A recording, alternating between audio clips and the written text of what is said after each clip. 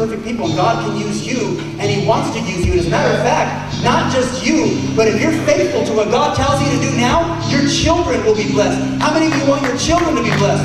Raise your hand if you want your children to be blessed. Do you think that Rahab just did it for herself? It's just going to be for me, No. By Rahab following the Lord and allowing God to use her, her son Boaz was blessed, who blessed Ruth, who blessed, and it went on down the line. We cannot let it stop with us. We always have to be looking to the next generation to sow seeds of wisdom, to sow seeds of hope, to make them better than us, so that they can combat a real enemy that we already have victory over in Jesus. And sometimes you're not going to see it. Sometimes you might not see God working in your life. Sometimes you will not see God working in your life. And you'll be sitting there, you're like, Lord, I'm doing all this stuff. I'm doing all this good stuff. Well, listen, it's not by just works. If that's what you believe, then you belong in the Mormon church. It's not just by works.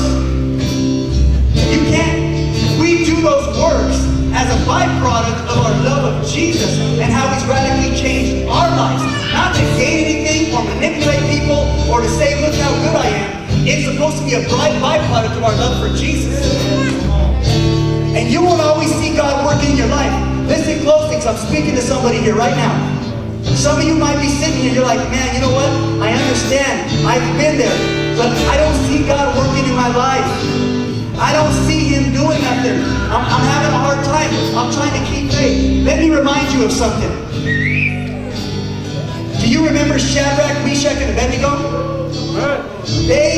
Nebuchadnezzar. There is a Nebuchadnezzar and there is a Babylon today in the United States of America. The media has set up idolatry and altars that are teaching our kids the wrong idea of sexuality, the wrong idea when it comes to using our bodies, the wrong idea of what to worship, where we worship a narcissistic selfie or money or things other than God, putting the Lord first. Get in your word. Shadrach, Meshach, and Abednego. Nebuchadnezzar told them, when that whistle blows, you will bow down to that statue. And they said, you know what? I'm not going to bow down to it because my God can deliver me. But I love what they said next. They said, but even if my God doesn't deliver me, I'm still going to die for what I believe in.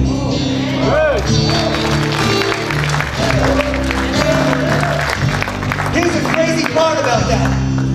Nebuchadnezzar took Shadrach, Meshach, and Abednego, tied them up, and threw them into the fiery furnace. They stood up and they were not hurt. But here's something that we don't hear about this story very often. It wasn't Shadrach, Meshach, and Abednego, the all-holy saints that seen God. It was Nebuchadnezzar, the one that was trying to kill them, that looked into the furnace and seeing the Lord standing behind them, protecting them. Listen, sometimes you may not see God working in your situation. You may not see God delivering you. You may not see God breaking the chains off your life. But if you walk in the Word and if you walk in the faith, you don't need to see God. Just make sure the devil sees God getting you out of that situation. Because he will be fearful and he will flee. Resist the devil and he will flee. Because you are a son of God out there. You are a daughter of Christ out there. Stand upon the word with your sword drawn. And the devil has to leave you alone today. You don't have to be afflicted today. You don't have to be depressed today. You don't have to be full of anxiety. You don't have to be down and out. You don't have to be full of pride. You don't have to be full of lust or hatred. The Lord will deliver you, but stand on Him and focus on Him. And don't worry if you can't see it. We walk by faith and not by sight. The devil will see it, I promise you that, if you walk right.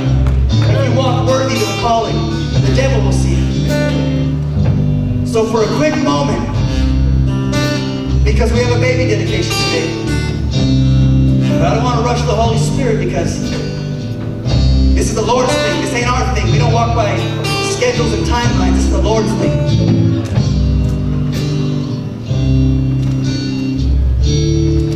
If that message was for you in any way, shape, or form,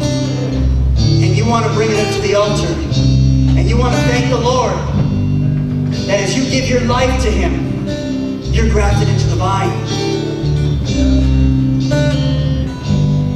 And God can take your negative circumstances and turn them around if you give them to Him and if you're faithful.